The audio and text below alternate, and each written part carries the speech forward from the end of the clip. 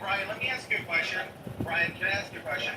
What's your political affiliation? How do you politically identify today? What's your current political affiliation? Okay, but I get that, but you give me like libertarian vibes. Is that off? Am I off there? No, I don't say that I have a lot of like libertarian tendencies. I think that's probably okay. So that kind of explains your entire anarchy approach to government and politics, because it's the only way to like understand how you're coming from and stuff. But wait, but Brian, Sure. You're moderate, but you're pissed off at the same time. Moderate but anti-party, so you'd have to be moderate with I some think kind of construct. I think he's more anti-Trump. Do I remember correctly, Brian? Do you vote for Kamala Harris? No, I don't. Oh, okay. We don't have to care who Brian votes for. The point is, Brian, I would like to say something to you. And I just think he's I know what George wants to say something, Brian, because there are a lot of people who think like him right now, and alienating them is not a good idea. Brian, what Elon needs to do with all his money, seriously, is, and I'm an old lady, 72 years old, my mom worked with Reagan, I even at one point was a liberal in my craziness, okay? I voted for Barack Obama because I hated John McCain. And that's the truth. So I'm willing to jump if I think it's worth jumping. However, that is before I did my deep dive and realized Barack Obama was a trained KGB agent through Frank Marshall Davis. Okay? He was a KGB operative. He was in the Communist Party. Absolutely. Go look it up. Diana West's book, Red Thread. Now, what I want to say to you today, and if you have any ties with Elon Musk, and Amuse on it, wrote a wonderful article about this. Walter Kirk wrote a great article. The best way to go about this is to put his money and his effort into the candidates that he chooses into the House and create the America Caucus. So, like you have the Freedom Caucus, you could have an American caucus within the House of Representatives. Get enough people. That's what Peter Thiel did. Get enough. Just call Peter Thiel. Get enough people in there, and guess what? Your priorities will be listened to. You cannot, in a democratic, constitutional republic, which is what we are, we're not a democracy, we're a constitutional republic, split up parties. And add a third party. It hasn't worked historically, and guess what, David? I bet this ranch I'm standing on that it will never work. Now, go look up countries that have multi-party parliamentarian governments. Let's start with the UK. How well is that working out for them? Let's go into Canada. Same thing. Germany, Australia. All these countries have, Israel. All these countries have, Brazil? Yeah. It's a shit show. Yeah, they all have shit show governments, basically. And a bunch of whole unhappy people divided into fragments like you cut up a diamond. You have to have unity. Coalition You governments. have to have. Miss Lou, coalition governments are all about. Yep, you have to have. And you lose way more in You're right, George. And the thing is you have to work within the constructs of the Constitution and the nation. Elon will never get a third party off the ground. But if he wants to have influence in American politics, which we are not involved, I'm telling you, like I said, I get this ranch. And I appreciate your thumbs down. I do. Everybody's entitled to their opinion. But because he has the money, he'd be real smart to put it in a way that would put people forward that he agrees with. Okay? Let me give you another example. George Soros, basically decades ago, captured the Democrat Party with the American Communists and Socialists, okay? And it was a goal. And they got it to the local level, and they took up DAs and judges and all this, okay? He didn't need to create a third party to do what he did to the Democrat Party today. So what you have is the anyway, I'm finished. I've taken up enough of my time. Tom, Margot, Julie, thank you so much for the time. George, I'm always with you, bro.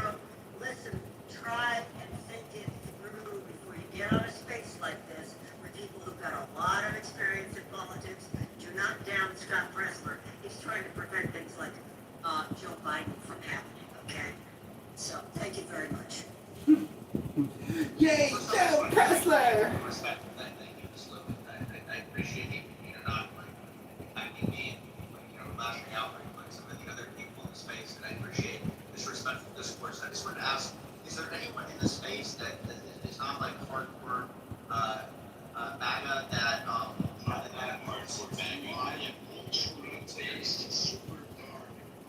Hold on, let him finish. Let him finish his question. Calm down a minute.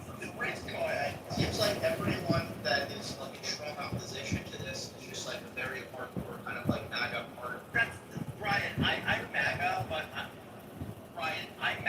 I somewhat am moderate MAGA. in a lot of my views. I actually get a lot of shit from some of these guys, especially on immigration all the time. So if you're gonna find someone who's somewhat very even keeled, it's gonna be me. And I know that that's probably the most unlikely person you would expect. I'm very pro-Trump, and I think there's very few things that I differ with him on. Immigration is one of them on very specific instances. I am very pro-close borders and all of that stuff, but please, I don't want anybody to think I'm going soft here.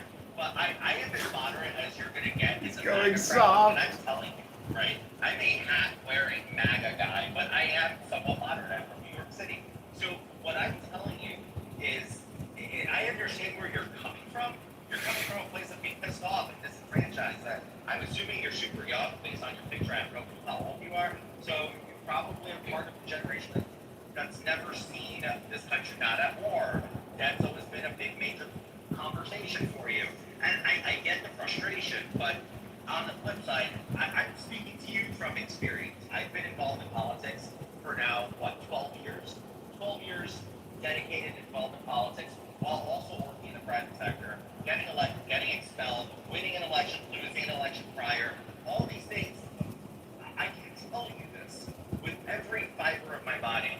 It is misguided to put this much energy into something that will ultimately fail. It is actually counterintuitive to Elon Musk, who is not one of the most brightest minds of our generation, to do this. Call Peter Thiel. Peter Thiel didn't want Liz Cheney in the House. He funded Harriet Hageman. Peter Thiel wanted options. He got J.D. Vance and turned him into a senator who is now vice president. Elon Musk has a lot more money than Peter Thiel. He can do a lot more in changing the construct of the quality of candidates in the Republican Party and advancing a more fiscally conservative caucus. So I think it's misguided at best to start a third party. And lastly, coalition governments, just please look up coalition governments. Leadership. When you have to have coalitions amongst multiple parties, it's all about compromise. Nobody wins. To be worse, in a worse position than we are today. If we went down the You're ready. coalition government. I think Elon will take the best candidates from both parties and end up bringing them, into the center, into the American Party.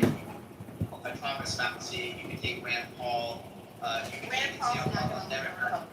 Hold on, Brian, hold on real quick, Brian. I think you have a friend on the stage. Go ahead, April. I think she's probably agrees with you. April.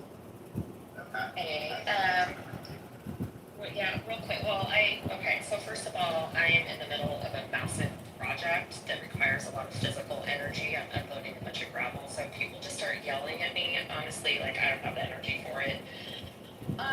Here's my thing. I want to just talk about the H-1B thing, because I'm going to get that out of the way so I can say what I really want to say. Microsoft right now is laying off 3,000 people in my state, which is Washington, and they are applying for like 6,500 H-1Bs.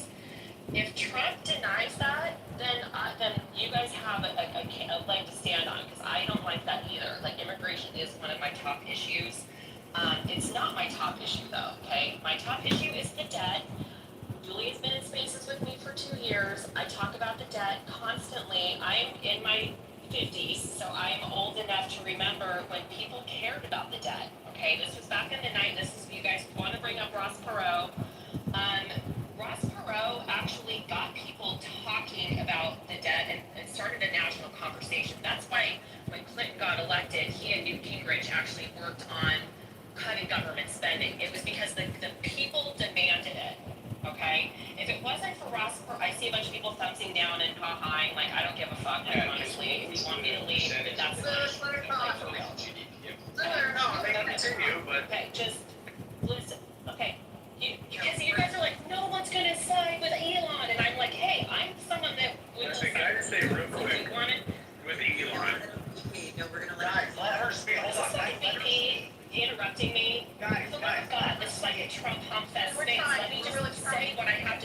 Yeah, go ahead. Let her speak. Again, like I can unload gravel right now, because I need to do that.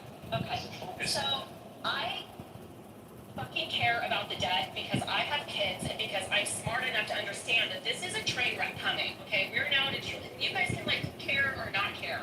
What you have to know is that there are people that care. So you don't need to be people that care, all right? Because you're not going to gaslight us into not caring, because we do care.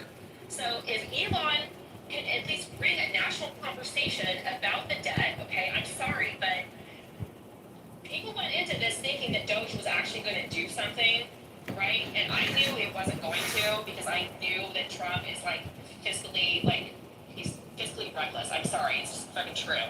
And I knew that Congress wasn't going to do shit either.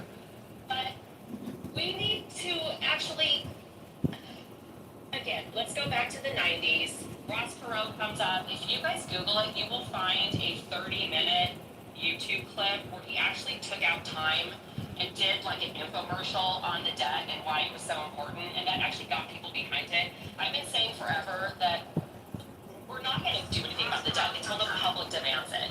The public has to be the ones that demanding it. And right now, they don't understand how bad it is and why they should care. That's why nobody's doing anything about it.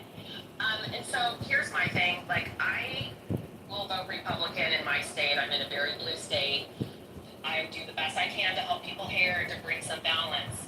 But if you are going to tell me that Republicans have the presidency, the Senate, and the House, and they are still going to blow up the budget by what, $4 trillion or whatever, like, tell me why, as a fiscal conservative, that I would vote for that. There's no reason to vote for that. I do like April, can I give you a pushback on just one point real quick?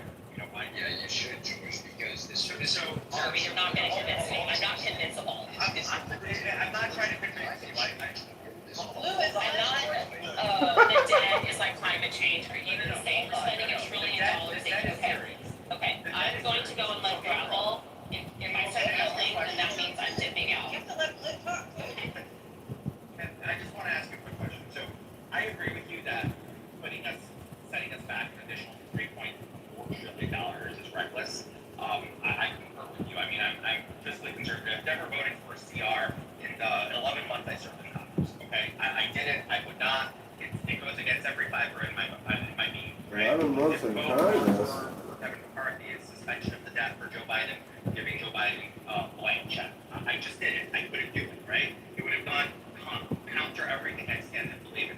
However, OMB just put out a report fact checking a little bit of like what's going out there. I'm not defending the big beautiful bill in its entirety, but I will now work with as much as I can. The bill doesn't actually, in fact, set us back $3 trillion because it fails to equate the tariffs income that if you put year over year based on the projections of what has been coming in so far, and if you follow CNBC, who's pretty good at reporting numbers, they'll tell you the same thing, that if the tariffs continue to track in the direction it is, this bill might just be paid for altogether by the end of President Trump's term, adding zero to the deficit. Now again, that's all based on projections. So at this point, we need to hope that everything pans out as planned, right? But on face value, I agree with you. It's kind of like a bad bill. It could have been better. Okay, so if Kamala Harris, first of all, don't even get me started on the tariffs because Americans pay that. So I don't even want to get sidetracked on the tariffs because right now we're paying more and it's going to, why don't you just take more money out of my paycheck and put it towards the debt? Okay, whatever. So I have to get past that. Yeah, seriously. I know, it's making You can't have it both ways. You want the debt to go down, but, not to raise taxes. Like, well, if we cut taxes, Okay. then that's no good. I never said that we should be cutting, I don't think we should be giving billionaires a tax cut. No. Yeah, that's the leftist talking point. Oh my God, Julie, knock it off. I'm not doing anything. No, it's, first of all, to say I'm a leftist is so ridiculous. 6%. Okay. When I order from Amazon 10 to 20 times a week and want Jeff Bezos to make all of his billions, so give me a break, okay? You know, you can always, no, serious question. this is my going out statement, and a serious question. If Kamala Harris came out with $1,000 credit with a Democrat House and Senate and said we're going to give every baby $1,000 in an account, would you all he's created another entitlement? I support it 100%. They would never do that. They would never do that. You'd be like, welfare queens are going to have more No, I wouldn't, babies so they can get No, I wouldn't. $1,000. Democrats would never do that. Well, I would, because I'm fiscally conservative, and even if it means I have to be mean to the people that are having babies. I don't care about your middle age. I don't care about shit. Cut it, or we're screwed. So if We're gonna have a big problem if the child birth rate keeps going down. I just can't talk to Lewis, I'm not gonna do it, I'm just not gonna do it, but I will. It's not me muting, by the way. I want to talk, because I have something to say to April. Well, good, you can make your point after me, Lewis, shut your damn mouth, or I'll just take you off the stage. So listen, here's the deal, April, I had a congressman come in my space on, last Thursday, it was last Thursday. His name is Brad Knight from North Carolina. And we asked him that very question, like, what the hell are we doing with this dad stuff? Because a lot of people are alarmed by it. And he's Alarmed by it? It's fucking campaign. the country Here's is bust. exactly what he said. Everyone is concerned about the debt ceiling, but we couldn't come in at 1.6 trillion, knowing that if we went $1 over, the Democrats would ride us all the way to the next election. So we raised it higher, expecting we won't hit it, and we have momentum from the big BBB, and we're going to continue to do rescissions based on the momentum, along with what is happening with the tariffs. So there is a plan. It may not be something you and I see or even can conceptually go, that's a good idea. I don't know that I necessarily agree with it. George might see something in that, I don't. But listen, at least I know that they are talking about how this appears to be and what to do next to resolve it, and why were some things left in there that shouldn't. Damn, they kicked me! They kicked me! Oh, we got a lot of clips. I'm gonna need a burger cup. I'm gonna need a burger cup for fucking X. Damn. Sons of bitches. You see that shit? Whew. What a game! What a game! Let's see if we can find it. All my X accounts though are so branded, that's the problem.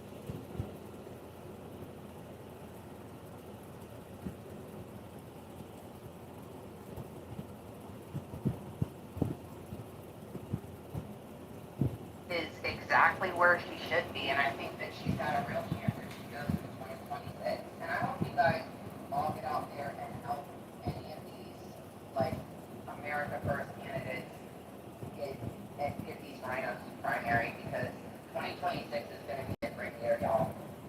I'm actually all in the space with Christian and, I forgot his last name, but he's an Arizona GOP member. And, we're going to get a couple politicians in there to get everybody familiar with them.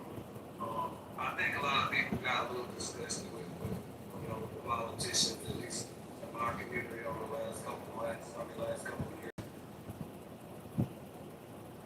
Creek structure will change, and it will do it from 2026 on out. It will be different.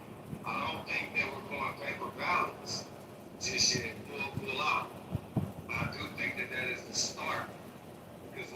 those American first people there. Nothing. Do you understand that whatever legislation we want, guys, out to 2026, like the people, we didn't fund the wars. I think most of us would have said, It's nothing wrong. we ain't sending our sons and daughters to fucking, start from Oh, fights oh. to Afghanistan and all this stuff, what you gotta find out is war equals laundering money. The more the United States stayed at war, the more money they can launder and say, well, we're sending it here, we're sending it there.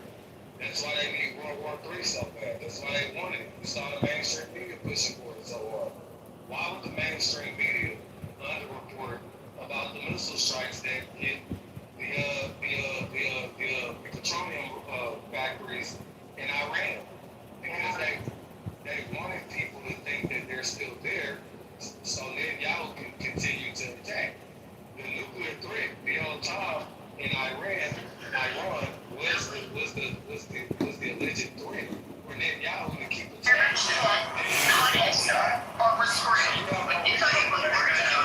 You see what I'm saying? Trump took that away from them, right? And now I think there's some type. You see how all the talk went from it's a war and Trump is bringing us into an endless war to now it's actual peace deal going on. And I trolled the shit out of that. I trolled it 100% because I told everybody, don't listen to these influencers out here. No offense, even myself. If I get it wrong, I get it wrong. But out of everybody on here, when Trump says something, he got a security clearance. He got a clearance. He knows better than any of us do on this app what the hell is going on. So when 45-47 said, hey, we're doing a peace deal, I believe it because he didn't lie about Russia. He didn't lie about the election. The man ain't lied about too much or nothing yet. So when he says something, I do take it and I do my research, but I know that he's not lying. He has no reason to lie right now. He meant motherfucking business. And if you get peace deals, then you don't have what, you guys? Endless wars. And if you don't have endless wars, you can't launder money and say, hey, you guys, we're sending money to help out Israel or we're helping Iran. And now it's all, the cover's all blown off. You see what I'm saying? So the moves that are being made from this Trump administration, Dan Buddy, Caspatel, Dan Bentino, Trump himself, even Rubio. I agree with Nikki on this. Rubio, he's been flawless. I'm not gonna lie. He's been very flawless. I think he has, and I'm gonna land here because I see God in here. But I'm saying, they have kicked ass and they're doing it fast, not as fast as we want, right? Because they gotta make sure everybody knows who the players are. We're doing a counterinsurgency right now. You need the military, you need police, and you need the backing of core public opinion of we the people. We're gonna have that. We have the populist movement. We got the momentum for the 2026 elections, midterms, and they don't have all they had for the 2024, and we still beat them in the 2024 election. It is going to be a slaughterhouse, and those federal judges that are aiding and they're stopping these prosecutions from happening with the Epstein filers, they're going to be gone, and everybody's going to be clapping their hands. So get ready. It's going to be great. Yeah, I think you made a really good point about like these forever wars, right? So if you mention the patterns at all, one of the things that I was seeing with these patterns was our military had gotten the numbers, right, had gotten really low again. And so what do? They offer bonuses to try to entice people to enlist. When that doesn't happen, what do? They waive the high school completion or high school equivalency for those to join. This happened during Vietnam, then it happened again during the first Iraq War, then it happened again in 1999. Now, when that doesn't boost numbers, something else happens, a draft, something. So it didn't work. Nothing was working in 2000. So what happened to make people join?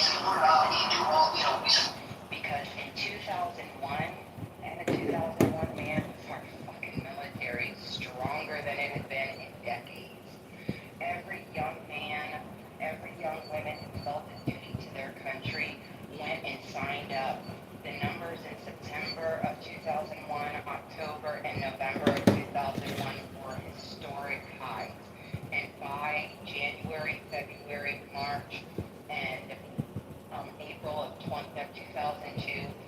our military has some of the highest numbers that it has seen.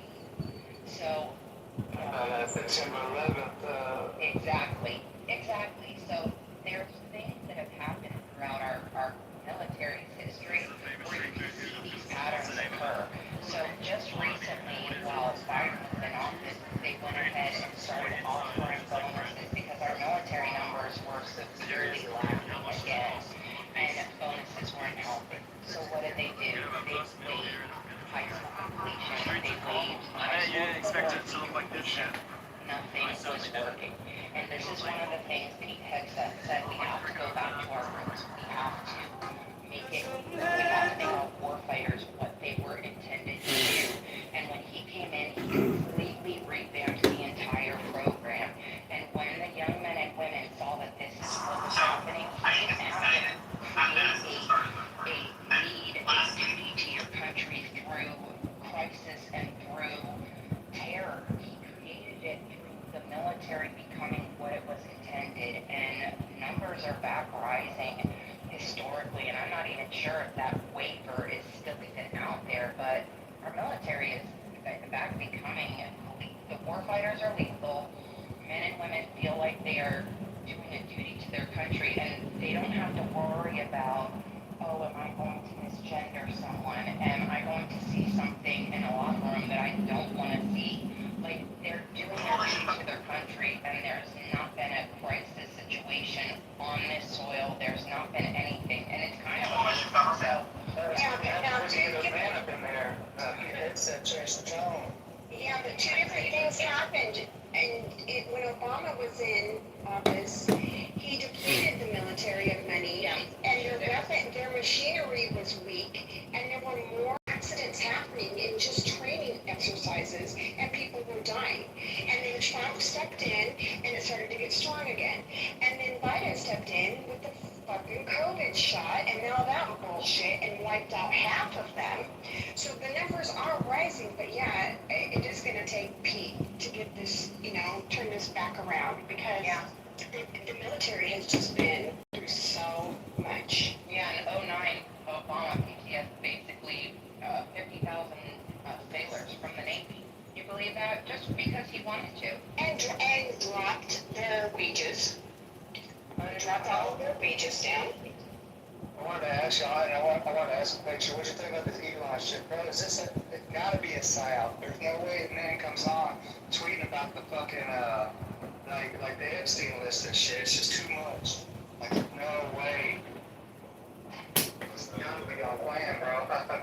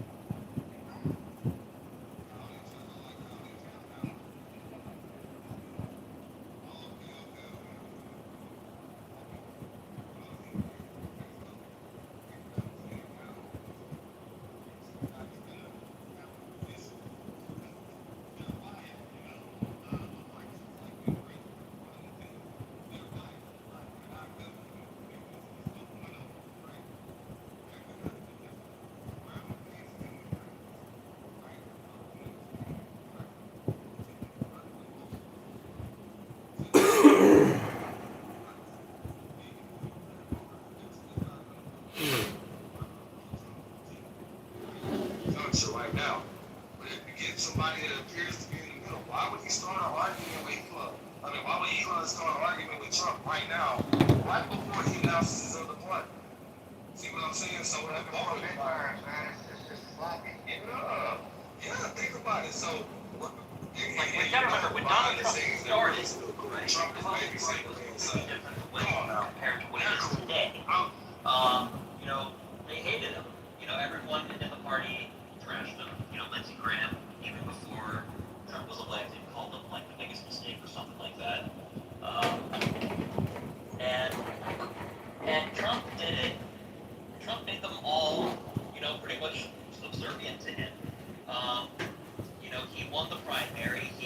got all these new voters into the Republican Party. He won these places we haven't won in gosh knows how long. Excuse me. And that's what Donald Trump did to change this party, okay? Could Elon Musk do the same thing? Yeah, he could. He's got the money to do it. Problem is, he doesn't think it's worth a damn. And I think maybe the Wisconsin Supreme Court election broke him. I don't know. But he's making a mountain out of a molehill with this. And I hate it. You know, I don't like third parties in general because of what happened in Wisconsin and Michigan and Nevada last year. Especially with Wisconsin, because Eric Upton was a very charismatic guy. I mean, that mustache was great. Not to mention the number of House races. But, sorry, I just get so upset when I talk about third parties. Yeah, I think it's a huge waste of time and money. We really do. Yeah, huge waste of time and money. And I think Somebody else that a lot of this, like a lot of this rhetoric, especially like what you're saying, this is what they were saying about Trump when he announced in 20. I think it's very naive to just write it all with his arm. Like it's completely wrong. that's a fair take. I mean, like, look, I could be totally wrong, but It's not a personal attack. I'm just No, I know. many MAGA people who are just like writing it all. if it's Hold on, let me make this point really quick here. You can theoretically fight against third parties, okay? Like, last year, in Iowa, because Eric. Hey, Eric, you could put it up, please, name. Like last year in Iowa, we managed to kick off every single Libertarian Party candidate off the ballot because, you know, we had control of certain, well, we had control of the state Supreme Court and stuff like that. And that, getting them kicked off last year, saved Marianne Miller being won by a snitch. She's a horrible candidate, though. I'm sorry. The reason she wins by a snitch in that district is because she's such a squishy Republican, right? That she's her own worst enemy. This goes back to, and I hate her party, man, right there with you guys, but this also goes back to candidate quality, right? Marianne Miller is a horrible candidate. Matter of fact, she's a horrible legislator. She actually is a terrible legislator. I have actually sat through and heard her try to articulate points that had people scratching their heads, wondering what was the word salad that, like, Yeah. Trump carried her by like what? Or she was like 8 points under. Yeah, she very much underperformed. Hey, guys, really quick, Her hands are still bleeding from holding on to Donald Trump. really quick, we have a new statement from the king himself, Donald Trump, on Elon's new party. If y'all can read it, go ahead. somebody. All right, no, here, I can read it and I can also do a Trump. No, try. George, you want to read it for us? It's so long. Let me say real quick. Somebody said, you know, that George Soros took over the Democrat Party and, you know, kind of made it what it is. You know, then it was like, we need a Soros on the right, and Elon was like, yeah, that's gonna be me, and then like, oh, actually, psych, I'm just gonna go start my own party. Well, not just that, BP. My fear is George Soros fractured the Democrat Party and created this progressive band of lunatics. The last thing I want is Elon and his technocracy to come in and try to fracture the GOP and create a bunch of technocrat zealots to be part of our party. They already exist, bro. Like that's part of the problem. They already exist. They're barely there. Like, There's like thousands of them. Like all the people that bought their way into MAGA. I'm talking elected. I'm talking elected in Congress today. What are we, maybe 4 that you can turn around and say, yeah, sure, these guys are bought and paid for by Silicon Valley. That's about it. You don't have more than that. Okay, Steven, you want to read it for us? Sure. All right, here we go. Donald J. Trump. I am saddened to watch Elon Musk go completely off the rails, essentially becoming a train wreck over the past 5 weeks. He even wants to start a third political party, despite the fact that they have never succeeded in the United States. The system seems not designed for them. The one thing third parties are good for is the creation of complete and total disruption and chaos. And we have enough of that with the radical left Democrats, who have lost their confidence and their minds. Republicans, on the other hand, are a smooth running machine that just passed the biggest bill of its kind in the history of our country. It is a great bill, but unfortunately for Elon, it eliminates the ridiculous electric vehicle mandate, which would have forced everyone to buy an electric car in a short period of time. I have been strongly opposed to that from the very beginning. People are now allowed to buy whatever they want. Gasoline-powered, hybrids, which are doing very well, or new technologies as they come about. No more EV mandate. I have campaigned on this for 2 years, and quite honestly, when Elon gave me his total and unquestioned endorsement, I asked him whether or not he knew that I was going to terminate the EV mandate. It was in every speech I made and in every conversation I had. He said he had no problems with that. I was very surprised. Additionally, Elon asked that one of his close friends run NASA. And while I thought his friend was very good, I was surprised to learn that he was a blue-blooded Democrat who had never contributed to a Republican before. Elon probably was also. I also thought it was inappropriate that a very close friend of Elon, who was in the space business, run NASA, when NASA is such a big part of Elon's corporate life. My number one charge is to protect the American public. Well stated, Mr. President. Well stated. Good readout, Stephen. I know, Yeah, had that was very clean, thank you. For the president, for how he can, the very final line there, my number one charge is to protect the American public. I do have a suggestion, and I don't want to sound redundant here. If we could just end the H-1B program and remove all these migrants from our country, that would be generosity to the public, to the American public. Thank you. I think that would undermine Americans' interests, and I can explain why. Although I don't believe in the expansion of H-1B, I do believe it's vital for us to remain competitive, especially with the races, the quote, like literal arms races to AI that we are engaged with China. And here's why: it's not that we lack engineers. We don't lack engineers in this country. It's just that due to the failed approach of the Manhattan Project, we now sequester, quite literally, the top brightest American minds in engineering for our military projects and for all sorts of national security reasons. We keep them 100% American. So that removes a massive chunk of the brightest minds out of the work market. And if you decimate the private sector in that form, you'll set American companies back. I mean, so behind China, they would easily dominate in quantum, AI, and every vertical of technology you can think of. And that's why H-1B still is a great deal of, national So, security. George, real quick, I heard a lot there. There's one piece missing from that equation. That's the American. Let me finish, and then you'll say, no, wait, let me finish, and you'll hear. There's two issues with H-1B. One, it's overly abused, and it's broadly abused for all sorts of different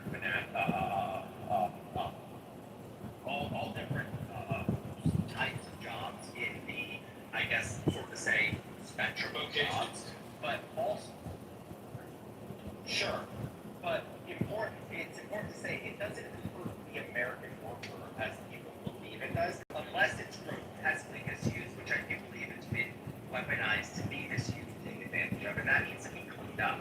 But in the sense of H-1B visas for engineers, technology, science, and life sciences, I think it's a vital, important program to keep running with its limitation of specific parts of our industries and vocations so that we can remain competitive, because our American brilliant minds are, for lack of a better term, sequestered by our government to run top secret programs. I mean, that's So, a fact. George, if that's the case, can we just be honest? Like, can Trump be honest? Can the Republicans be honest? Can the Democrats be honest? And just say, you know what? You're allowed to have like slave labor. We won't call them slaves. You know, we'll call them visa holders or something else. You don't have to pay them as much as Americans. You don't have to give them benefits. You know, you can pay them, a quarter of what an American worker would make, or maybe half. I don't think that's a fair statement. I mean, it doesn't matter how we want to frame it. It is what it is. We can dance around it. We can try to make an argument for it because, look, people may not want to accept it, but President Trump does hire H-1B workers, H-2A, H-2B. He is in real estate. So when he talks about exemptions or floating amnesty for farmers and hotel workers, I'm sorry, but we have a program at the University of Houston called it's the Hilton School of Hospitality. Are we familiar with the Hiltons? So look, I'm sorry, but there's people graduating with degrees in hospitality, and you're telling me that Jose needs to work at the Hilton versus this American because. Buddy, I agree with you. The application in hospitality is erroneous, and I was very specific when I said that. I don't want you to take my words out of context or if you misunderstood me. I'll clarify that. I support it to remain critical, specific, qualified, unique labor, tech, life science, bio. That's not what's I happening. know, but like again, tech is such a broad. This bill. This was passed in the 90s, 1990. Tech was very niche in the 90s. 1990, but nobody knew what tech was. It's 2025. Everyone has a fucking smartphone. We act like tech is some sort of niche. Everybody knows tech. Like, so what is it that is niche? What is it that? I don't think everybody knows tech. I think that's True. True. We might think. Where'd you go, George? We were just talking about EB-1A visa. That's the real talent visa that we're talking about. H-1B is not. As someone who went through the whole visa categories, actually immigrate here. H-1B is for a fact a slave visa for employers to lock down their employees. They're foreign labor.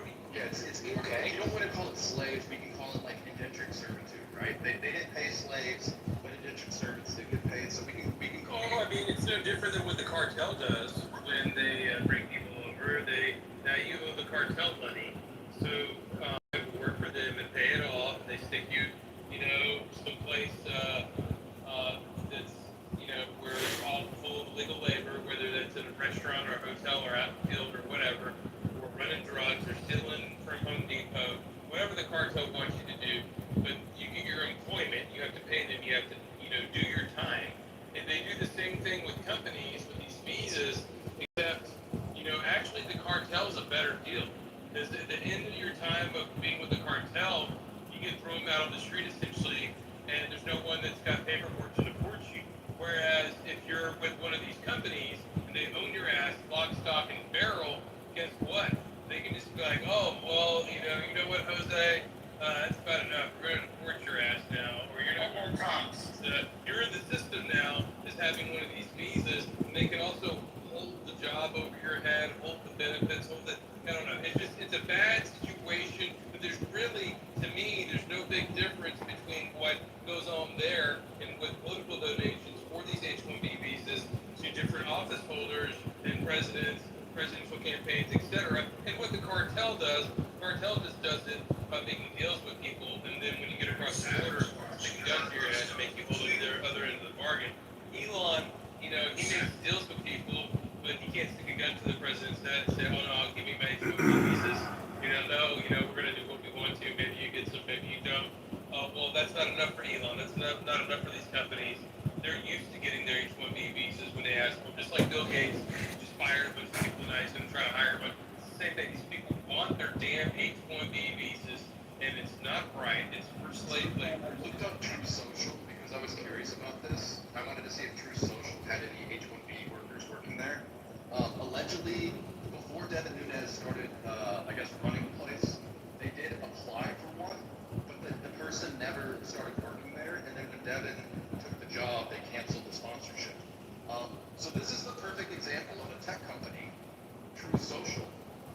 not hire a single H-1B worker. Okay? I'm everything else is bullshit and excuses. Like we're done with it. Like I'm done with it. I'm done with it. Like True, that's fair. True, that's fair. Can I just add one more thing? So this is from my experience, right? So the AI conference, I went to, do you know the first language in that AI conference in America? It's Chinese. Not America. Okay? It is Chinese. So we're talking about competing with China. We're using Chinese in America to compete with China. Do you think that's do you not think that's a problem? national security interests, That's not. Do you think that's not a problem? to me that's a glaring national security interest right there. When you have foreigners running some sort of either AI or high-end technology, whether it be in the weapons space or recon space, whatever it may be, these should be Americans. You look at China, there is no fucking H-1B program in China. They use their own. That's it. I mean, I guess they do have people from the Middle East and Thailand that they use for they got communism over there too, so they can just kind of force people to not be in lesbian dance theory and actually take real classes. That's another thing over there. I mean, that's part of the problem. I mean, I'm not saying we need communism, but I'm just saying like they wouldn't have wasted majors as much as we do. We do also take a lot of Chinese students over here too. We do. Confucian is graduating, 25% of the CS graduates cannot find jobs out of Harvard. Okay, this is not a bullshit degree.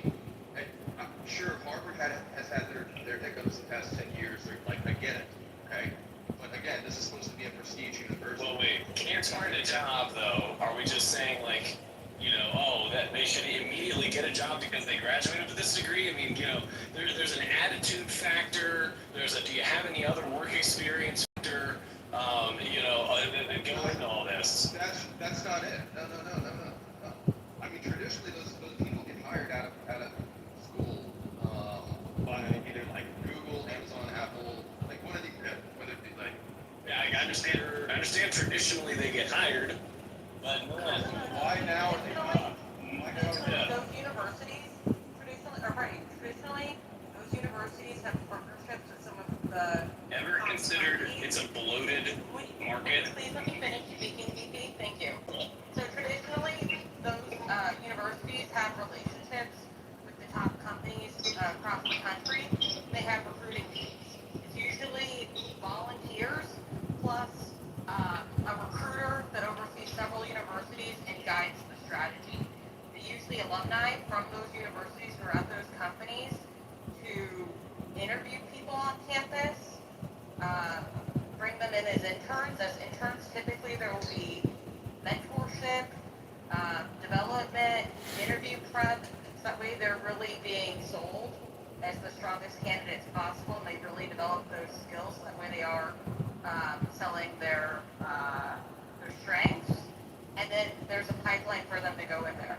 For a lot of the top universities traditionally, they have those types of partnerships with several of the top companies.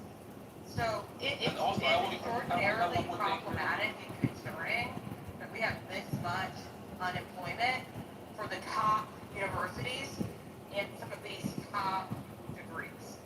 That is a failure. That doesn't mean that the people who are at those universities suck. They don't suck. They got in there for a reason. If they're able to pass a CS degree, they're clearly capable.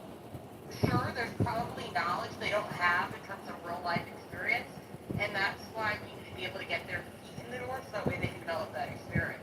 I think it's foolish to just assume that because they got the degree, then therefore they're qualified. I think that's one thing that I disagree with wholeheartedly. Well, I think that you just I think that's what you're really working at, so I don't think you can really speak on that. So I think, so I want to give you one fact, right? So look at all the middle management in the tech companies, and look at who hold those positions, the nationalities that hold the positions. It's probably 95% Indians. So if we're talking about this issue, we need to talk about this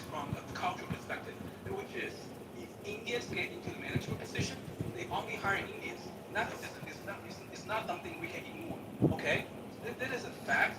This is something that the new graduates of the new American graduates is dealing with.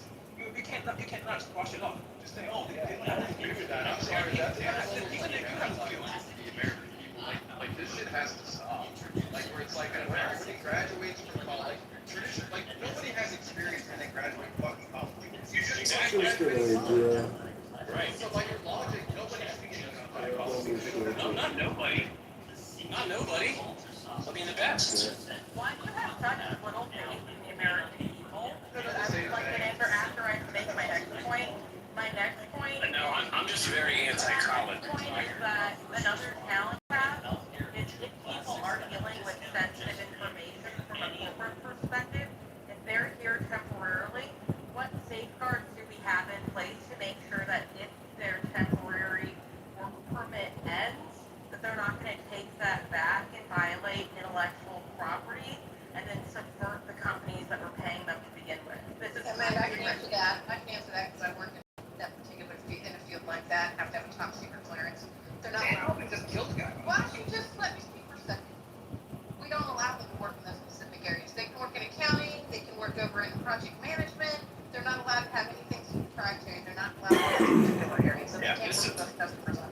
Yeah, this is what I would say, is if somebody graduated high school and then was an intern for 4 years in one of these tech companies versus somebody who graduated with a computer science degree, I would probably on the surface rather have the intern for 4 years that's been working, on the actual stuff rather than, a bloated liberal arts college, that also has computer science program.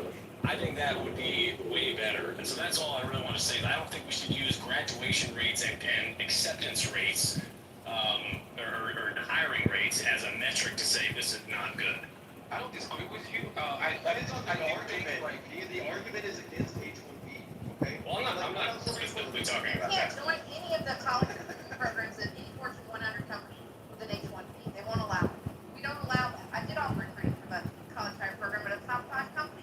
We do not take H-1B visa students in any technical, sales, or marketing program. This is what I'm saying. I've seen different things There's for my experience. there's a 25% point now. So what Margot's saying is that traditionally those people are not allowed. There's 25% of CS grads at Harvard that cannot get a job because that 25% segment has been replaced. Like those jobs are gone. Gone. True, it's the same with Georgia Tech, it's the same with MIT. Those 25% we're going to get a job anyway. Most of them are losers. Exactly. Well, I mean, They've been replaced with, okay, no, not exactly. I wouldn't say all of them, but a lot of them. Okay. At the end of the day, they're Americans. Okay, so I'm sorry, like, we have to figure out how to get these Americans working versus just being like, well, they're lost cause, bring in Jeeps and bring in Pradeep and bring in, like, that's the answer. Hey, well, I agree. That is what we do But it now. might mean taking some losses first. Like, oh, you don't get that job, so you go do this first for a year. That's not what we do. Can I talk about how we can get a job? Hey, serious, let me Hold on, talk. let Margaret speak. I'll tell you. Sorry. That's not how we do it anymore. If we want to get good talent that we know is not going to take the college route, we go do things like hackathons where we know the nerds hang out. We go places where they are now and we recruit them and we say, hey, look, come work for us. We got 2 years to get a nano degree. We'll pay for it, and then you can work on coding projects all day long. We go out and try to find them now. We don't wait for them to come to us. Can I talk about how he didn't get a job with H-1B visa? Can I talk about it? Hold on, Josh. Hold on, serious. Josh is out of Josh. Yeah, I'm on like 2 or 3 topics back right now, so if that's okay, then I'll proceed. Yeah, go ahead, Josh. Go ahead. So, I did the research to figure out the last time a true budget bill had passed, I guess, since we were talking about the big beautiful bill, which is, I think to say it's a great bill is just not true at all, but it is great that we're passing a bill that has spending cuts. The last time that we passed successfully passed a bill with all the appropriations was fiscal year 1997, and that's one of 4 times since 1977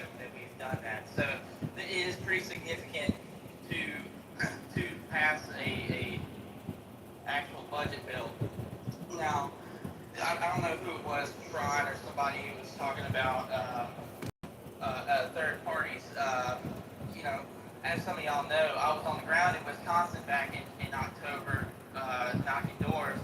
Eric Hovde was very, and I met Eric Hovde. He was doing events. He was putting in the time and the work. Tammy Baldwin was nowhere to be found. So the fact that Trump wins that election and Baldwin doesn't really, I mean, Trump wins and then Baldwin wins just highlights, yes, the third party effect is not good. And plus, it also highlights the issue with our voters voting for Trump and then not voting for other Republicans down the ballot. But again, I can tell you that he put in far more work than Tammy Baldwin did, and still fell short. So that, I mean, that hits me rather personally after I talked to a million people about voting for Eric Hovde. But anyways, that's all I got for now. Were you paid to do that? Hey, Josh, did you get paid to do that? Did you work for Elon? So I worked with Turning Point Action. I started out as a volunteer and then I ended up getting paid because I didn't even know we could get paid for that until people started telling me, oh, you're not getting paid? And I was like, we can get paid for this? So it was pretty good pay too. So, good deal. You're the best. Hey, I want to go to Suki for a second. Suki, are you there? Yeah. I just wanted to make a comment earlier. We were posting up stuff with the guy, like I think it was the LLC or the registry with the American Party. So this is not serious. I don't know. He's literally doing like every meme in the book about this like American Party. It's just too funny now. It's just like, okay, everything. You had Siddhartha saying Pledge of Allegiance. Like the guy lives in, lives in America, saying he's part of the American Party. Like the guys that started, what's like this joke of a party doing, and it's already kind of like an optics disaster, like some surface level thing about who's like being comprised of this political party. So I don't know if it's like a joke for Elon that people are going to easily forget. I mean, he's kind of launching things now, but I don't know, I feel like this is going to be a threat. I think it's going to eventually just be a bad joke, come election time. With all this stuff. Yeah, I mean, look, he filed the paperwork this morning, and like, he was tweeting at like 4 o'clock in the morning, and I'm looking at the guy's name on the paperwork. I can't even pronounce it. I don't know how to pronounce this guy's name. And it's a bank in California, Bank of America or whatever, right? And it's called the American Party. And I'm just like, is this like kind of troll? Is this like a combination of like being a cringe fest for the sake of being a cringe fest, like kind of like John Cornyn? I feel like, I think, okay, it's super cringe, but like, it's like, I think it filters out people who are going to vote for this party are going to filter out people that are just pissed about Trump, not blindly going all the H-1B stuff or whatever, and they're just gonna be like guys that will just say, oh yeah, I voted for Trump. It's like, no, you voted for Trump like maybe last minute, or say you did. Likes the Martha, whatever, Cloud Watch or whatever his freaking address is. Like all these guys that are just all of a sudden that were on the Trump Musk romance bandwagon, and they're all kind of dumping, they're breaking off of Elon. It's very significant people, I feel, that were always kind of like latched onto this bullshit. And I'll tell you this right now, this is, well, he got the tech bros in, or whatever, and there's like this tech bro, sphere guys that like were all on, normalizing Trump because of Elon Musk or whatever. There's all people saying this, and it's like, there's tech bros that grew up in America that are actually American guys, or whatever. There's like, a bunch of tech bros that are not with them too, though, Suki. I mean, the all-in-one podcast guys are not going to go with Elon. Yeah, so there's going to be guys that are just like there's this claim about this tech breakup that's like, no, I think there's a lot. I'm telling you, I remember when the H-1B stuff, you had like liberal white women who hate Trump, who probably voted for Kamala Harris, that were like, really angry at Trump, and then really hoped Trump would just kind of turn their backs on the whole H-1B stuff, because they're seeing seeing themselves being replaced by foreign workers. And yeah, so there's a huge contingent that hate the H-1B stuff and legalized immigration. Like, we just want to displace the worker the legal way kind of stance. Like, no, there's a lot of pushback from the taxpayers as well for stuff. And I think they're gonna hold off to Trump. They're not gonna break off for this party. Period.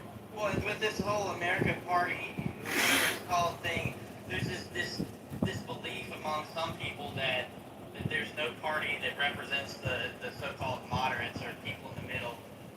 But that's literally, I would argue that the mainstream Republican Party is the middle. The Democrat Party is just radical left for the most part, except for Fetterman.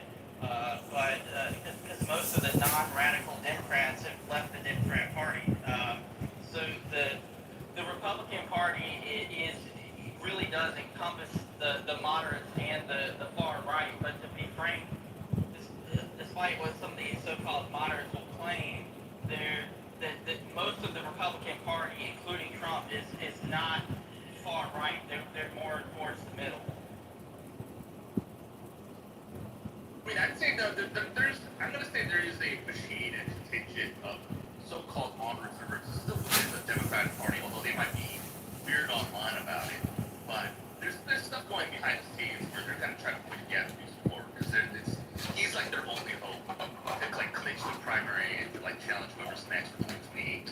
I'm telling guys right now, Gavin Newsom, there's going to be a big push for Gavin Newsom to clinch the primary in 2028. I mean, yeah, for the Democrats to clinch the primary. Otherwise, but after that, kind of the game's on for that. But it's not going to be a guarantee he's going to be the next president. But there's going to be a serious push in all directions for Gavin Newsom to get that fucking primary position. Newsom's not even popular enough in his own state to avoid getting a recall. I'm telling you, there's a machine behind this guy, and he's going to get pushed in. Well, they don't have their absolute money, Suki. They may not be able to push it through. Okay, you guys think that? I'm not saying it couldn't happen. Don't get me wrong, because he's got a war chest full of money. Stole. Like the Democrats, Biden. People just said, "Oh, the fucking Democrats. They're too radical." It's like they pushed Biden over a lot of people just to and he was just almost brain dead by then. So this idea that they're ruthless smart enough to just be willing to do this kind of shit just to get to seem normal, to kind of past everything else underneath the skirt, just that's how they operate. And people underestimate how that kind of in this regard. And I'm telling you right now, even though it's going to be a challenge for him for his past and all this shit, there's going to be a push for him to get the primary. But their party's in shambles compared to where it was at in 2020. But true. I mean, but again, they were able to push Biden through. They were able to take Biden away and then just replace Kamala not even by Democratic means, so to speak. I mean, things can happen. They can do things. Yeah, they had to pull in every favor they had and every crazy trick in the book to get Biden supposedly elected. Then to get Kamala, basically, to take him out and put Kamala in. And she put them in debt $1 billion. There you go. So just a heads up, though, there's things happening to make sure. It won't be too obvious until later on. But again, it's 2 years off. Not to mention the whole idea that money, automatically, superior money makes candidates win. I mean, I went to Michigan shortly before the election just to see Michigan, and there was far more Kamala signs than Trump signs in Michigan. And then Trump won there by a bigger margin than Wisconsin, but based off the energy on the ground, you would have thought it would be the opposite. That's just weird that somehow Kamala had a bigger showing in Wisconsin than Trump. Wisconsin's fickle, man. I'm telling you, you can tell by the Supreme Court election this year. It's a fickle place. People,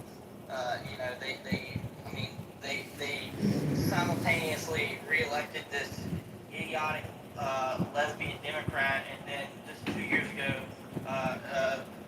reelected Ron Johnson. So it's a weird place. I mean, I'd say it's very polarized in the state of America, and even in the very flyover states we're talking about.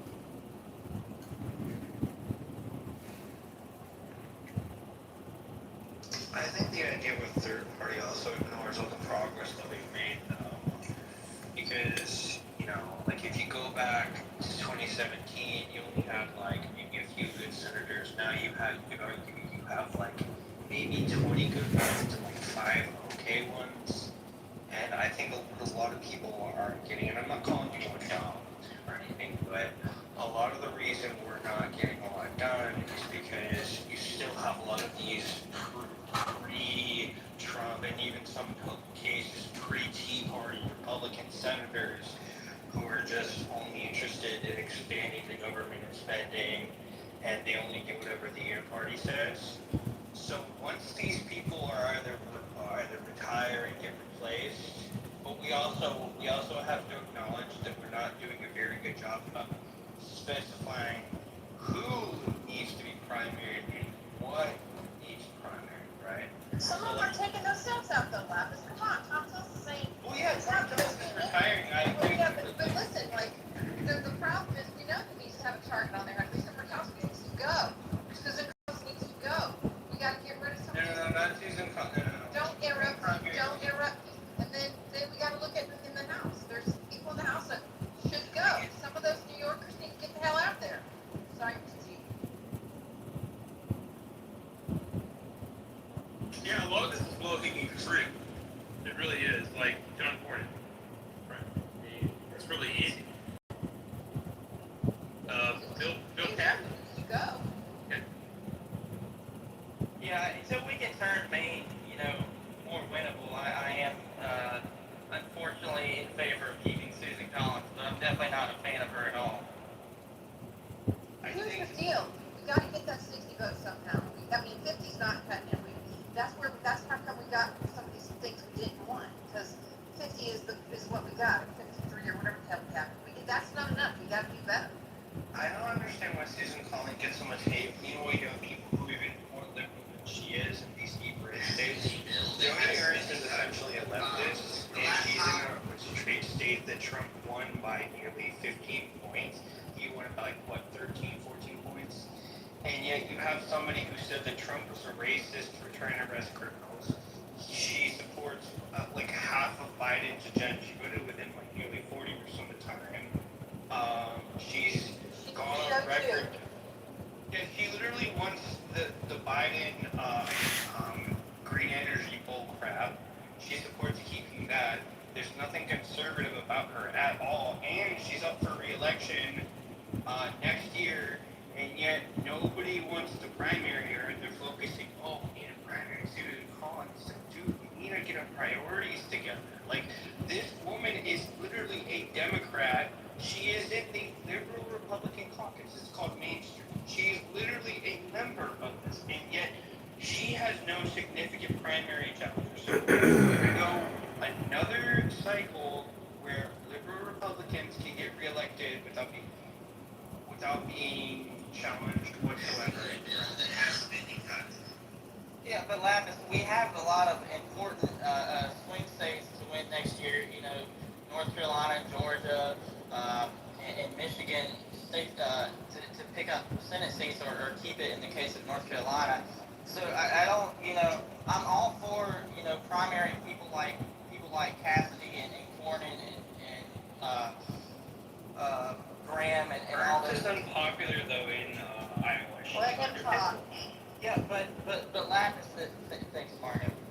The thing is though, it's difficult to run a massive operation to upend 15 incumbents, and at the same time when we're as those of us that are willing to put in the work, there's not necessarily enough of us at this moment in time to try to take on 15 or 20 incumbents in a single election cycle.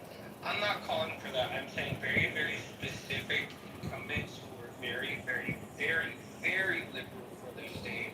So, like for example, I would say if I had to pick three, I would pick Joni Ernst, Cornyn, and Mike Rounds because they're very liberal for their states, and their states have shown grassroots energy before. Not that other people shouldn't primary it, it's just I'm being realistic.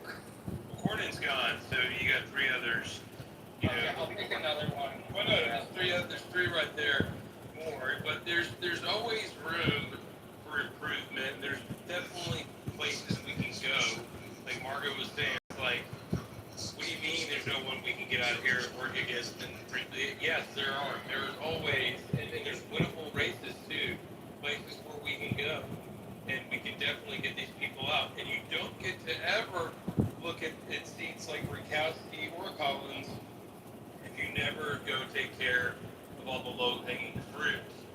So what we're doing in Texas on the state level in the legislature, we've done a pretty good job. It gets better every session.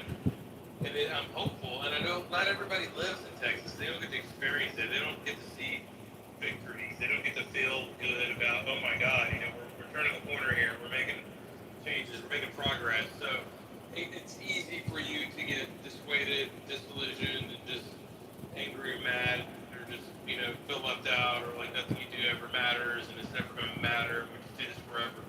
But it's not true. You can get these people out of there, and eventually they're going to have to leave because the good Lord will take them. And when that happens, you have to be ready. And that's the reason people like Karl Rove and the establishment plays longer. They're sitting around waiting, just waiting, hoping that a MAGA candidate or a MAGA elected official is going to drop out so they can stick somebody in and shore up the seat for the establishment. They wait on pins and needles, and they have people ready all over the place. And if they don't have somebody up, they'll pick somebody up and move them there and get them there just to do it. And they'll even run them even though they're not even in the district if they think they can get away with it. Great hanging view. Remember their hanging block half That's what they do. Go ahead. So, I also wanted to point out that sometimes anti-establishment people will get a really close race and then they'll lose and then they won't run again. So, and then like the next time, you're on that seat or some deal pockets. Right, but you also have the exact opposite, where people like Andy Hopper, who ran for state rep in Texas, ran 3 times, won on the 3rd time, and these other people ran twice before they got elected. So it's not always bad news, Lapis. I understand. Sometimes it is. Tom, you need to also factor in, you get one run if you don't have a lot of money. I mean, if you're tapped out, you're really trying to run, you can't do it 2 or 3 times. Yeah, that's true. You have to come up with winning fundraising strategies. You have to hire professional fundraisers. You have to come up with real ways to fundraise money, which is not easy. In Texas, when you got 150 other people running for office, it's crazy. You got 80 Republicans in the House trying to get reelected. You got all these state senators, more than 20 of them. So all these people run around asking for donations to soak up money. And then on top of that, you have all the county and local and everything else that's going on. So, yeah, that's a real challenge. And then Andy Hopper, what I suggest is you look at candidates that pulled it off, that were in it for 3 years, that didn't have the money, that had to learn how to raise the money. Don't go look at the people that are just rolling in money for answers. Go look at the people that had to fundraise, had to figure it out on their own, and figure out how did they make this happen? What was their winning strategy? Like, that's where you got to be looking at, is being able to raise grassroots dollars in amounts large enough to make it happen. That doesn't mean you have to raise millions. You got to be able to raise enough to make the election happen. Make sure that people know who it is they're voting for and why. Get your name ID out there. It doesn't take $1 million, maybe 300,000, 400,000, 500,000, depending on where you're running for. You can overcome the establishment. It can be done. Tom, do you have any good examples off the top of your head of people that have had great fundraising strategies? Yeah, Andy Hopper off the top of my head, Brian Harrison off the top of my head. These are people that had no help from the establishment. These people that ran for state ledge here in Texas. No help from the outside, did it on their own. Not easy, but did it on their own. Now when you start thinking about conversation. You know, most people that they go to federal office have had, you know, opportunities to hold office in different seats. You're probably going to be a lot harder road for someone that is a MAGA candidate to go from being unknown to becoming a congressman. Marjorie Taylor Greene had the money, but there are federal limits to what you can contribute to your campaign as well.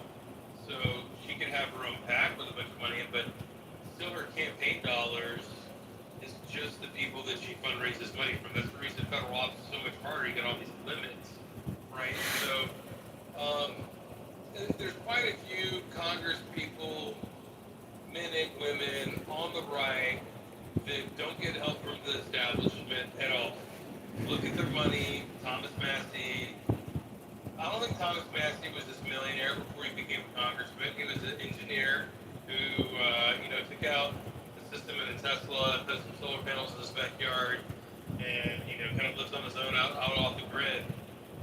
He got a nice piece of real estate. I mean, I don't think the man's poor by any means, but I don't think he's like self-funding a multi-million-dollar campaign. So you have to have enough money in your bank account. You have to be ultra rich, but you can't be poor.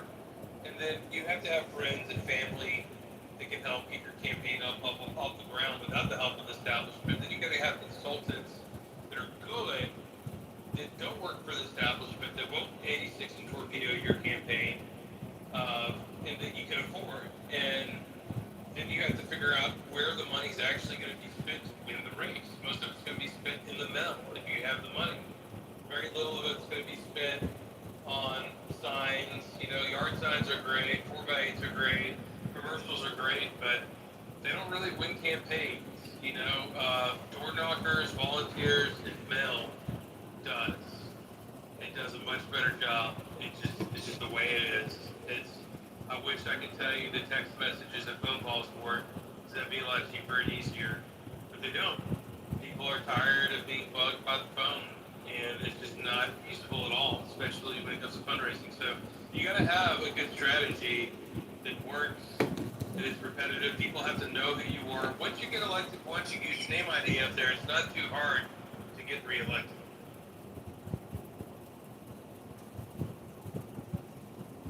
Todd, remember when all the establishment helped Tony Gonzalez win re-election, even though he literally said that his opponent was a Nazi, even though he was a Hispanic YouTuber who was just president, and like he was not like a white supremacist. Yeah, never forget Elon Musk went out there and campaigned against Brandon Herrera.